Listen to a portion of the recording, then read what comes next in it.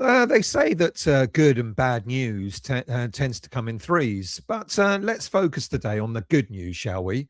And I've got to say that after the last few weeks of varying transfer stories, most of them with not much truth in them, or should I say the scarcity of any good transfer stories, it's a bit of a relief to give you three stories that I think most, if not all, West Ham fans are going to be happy with.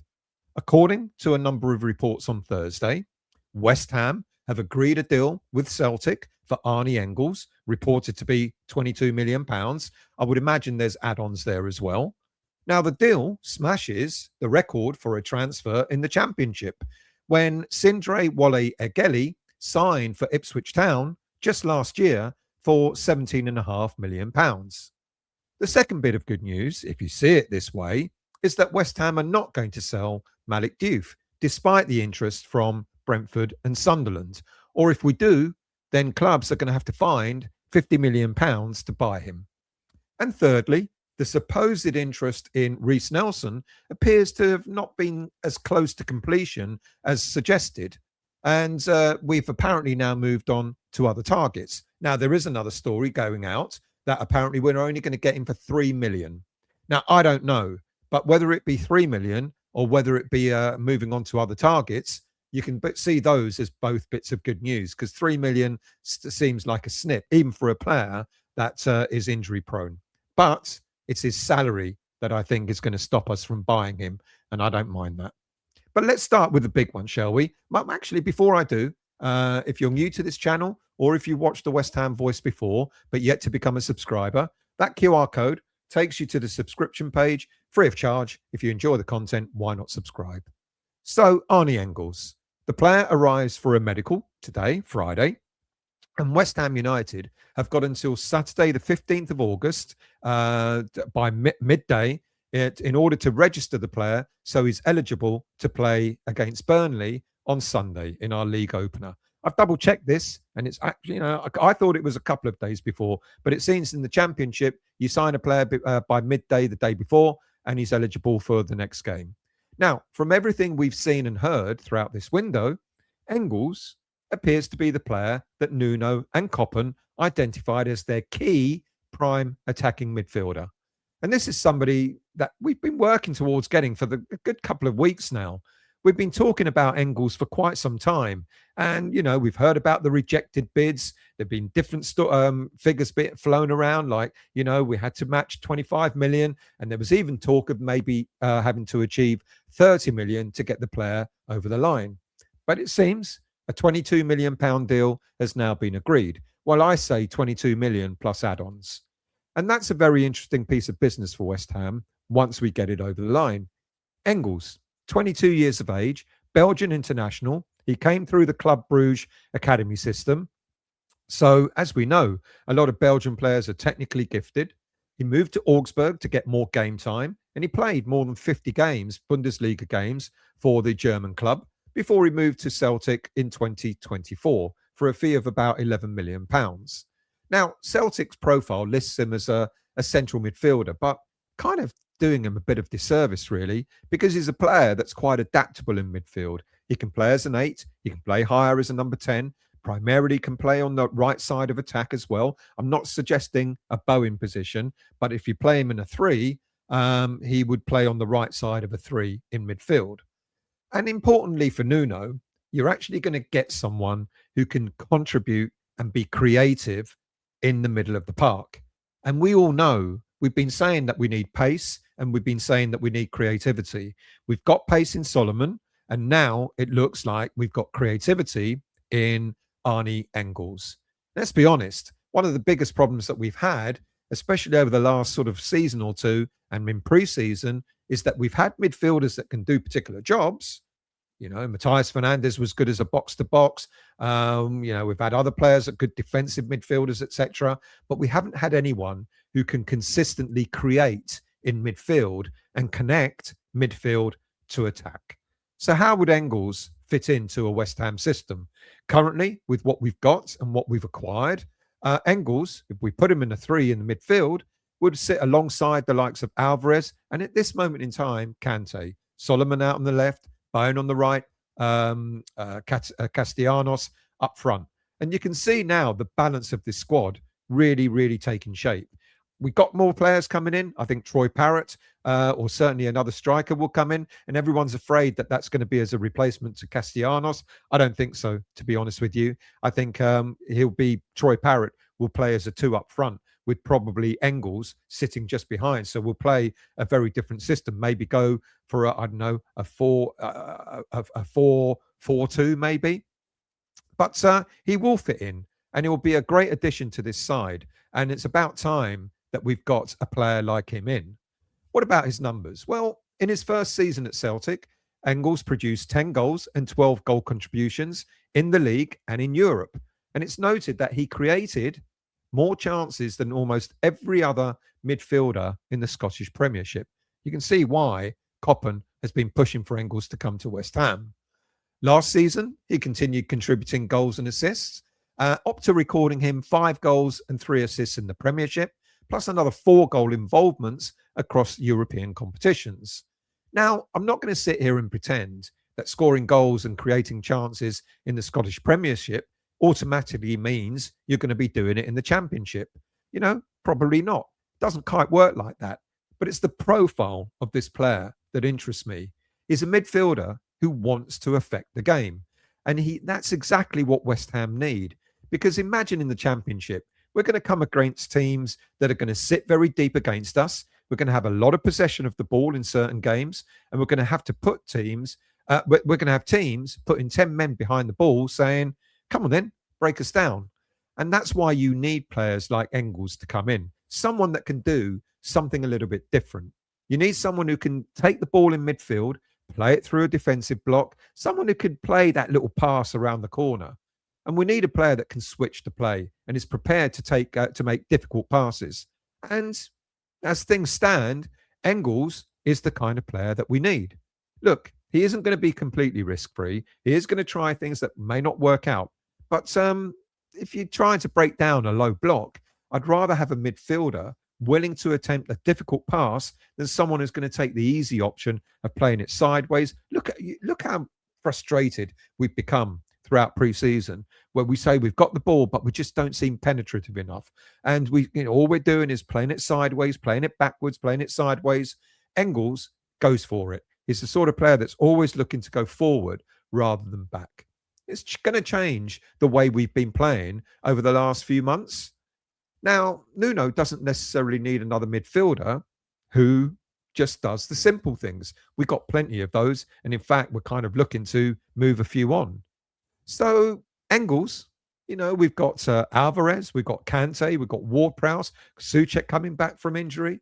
And then Engels will give us something completely different, a completely different dimension.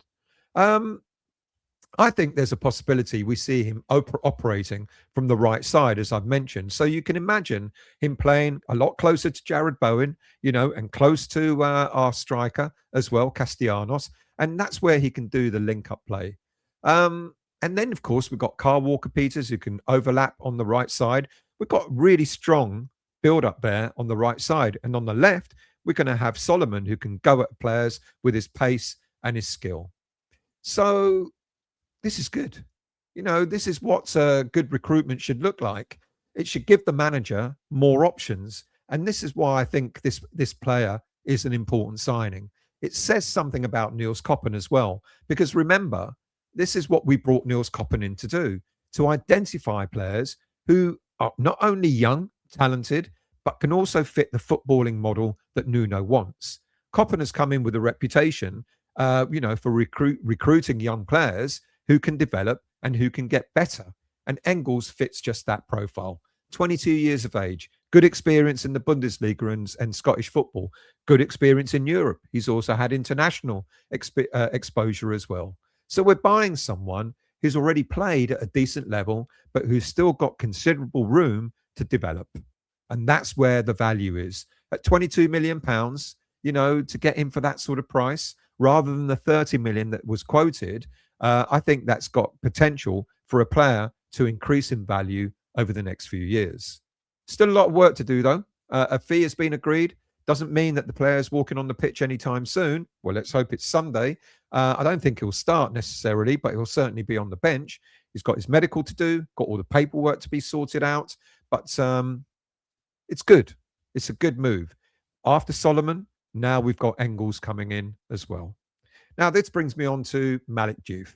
Now, we've heard about Diouf, about, supposedly not wanting to be here and wanted to move on. And we've seen the way he reacted to the Solomon being greeted by the players, etc. But Nuno has stated that Diouf is still part of his plans. And this is important because Brentford have shown interest. Sunderland have also shown interest as well. Now, apparently, another bid by Brentford of £35 million plus 5 million add-ons has been made. Now, normally, when West Ham have a player who's been bought for like 19, 20 million pounds and someone comes offering 40 million pounds, you start thinking, well, doubling our money, the temptation would be to take it. But it looks like likely for now that West Ham have done their big business and are in no hurry at all to sell any more key players. You know, the fact that we got around 150 million pounds for Fernandes and Somerville, plus another 10 million on top for Freddie Potts, suggests that we don't have to sell Malick Diouf. And that's kind of really important because if you're serious about getting promoted, you don't have to sell every good player simply because someone offers you a large sum of money. Having said that, if we do ask for 50 million and someone comes in for him, that would be too good to turn down, wouldn't it? Look, I know Diouf didn't have a great season last season, but he's still raw. Apparently, I was quite critical of him yesterday, and I didn't mean that, but I kind of expected more from him. But at 21 years of age, he is the kind of player that, you know, that you can build around. He's got pace, he's got athleticism. You know, he can play as left wing back if we need him as well. He can push further forward. It gives you a different option. And in the Championship, he's the sort of player that can probably really come good. I'm thinking about Diouf when I think about the season before last when he played in the Czech League, you know, and he shone there. You know, the Championship probably better than the Czech First Division, maybe, but nonetheless is likely to give Diouf an opportunity to demonstrate what he's really capable of doing. Look, I'm in two minds about Diouf. I can see the value in selling him and then moving on and buying another player to fill that role. But I can also see the value of keeping him. And it's a tough one for me. Yeah, if we really want to stick to 50 million pounds and a club come calling and saying, we'll offer you that or near that, you've got to start thinking about it, haven't you? So it's a win-win in a way. It's still good news. It's good news that we want to keep him because Nuno wants him, but it's also good news that we've slapped a big value on him. And if a club comes calling, that money goes into the kitty in order to strengthen not only in the left-back role, but elsewhere as well. Now, what about Reese Nelson? Well, what do you want to believe? Because if you've been following this channel, you know I've talked about him a couple of times. And for a while, it looked like West Ham were heading towards a deal. Apparently, the deal was going to be around £7.5 million to sign Reese Nelson. And a lot of fans were not enamored with that valuation. They suggested that, with his injury record, it's a deal that we shouldn't be doing. Well, now the interest has apparently disappeared, or it's been reduced to £3 million. Again, it's a win-win. If we get him for 3 million, it's a bit of a, even if he is injury prone, then it's a bit of a bargain. But if we moved on to other targets, then I think that's probably even better. I've already talked about Reese Nelson's current contract at Arsenal. He's on 100 grand a week. There's no way on earth that we're going to be signing a player who's on that kind of money. He's going to have to take a massive hit on his wages. I don't know if the player himself would be favouring that. I understand the logic of getting him because on his day, when he's not injured, he's got experience, Premier League experience, he's got pace, he's got Championship experience as well, I believe. But certainly Premier League experience, he's got pace, he can play out wide, he can be a good backup to Jared Bowen, and if he stays fit, of course. But if the choice is between spending significant money on Reese Nelson and spending that money on someone like another player like we talked about, Alspo, just the other day, who'd be valued at around 10, 11 million pounds. Now, if we go for someone like him, 21 years of age, looking like he wants to come to West Ham United with the comments he made, I think a lot of fans would prefer that than going for Reese Nelson. Nothing against Nelson, to be quite honest with you. It's just that his injury record is the thing that really concerns a lot of fans. So there we have it. Arne Engels taking a medical today, about to come to West Ham United. We do all the paperwork in time. He can make an appearance on Sunday against Burnley, probably from the bench, but we've got to get that deal ratified by midday on Saturday.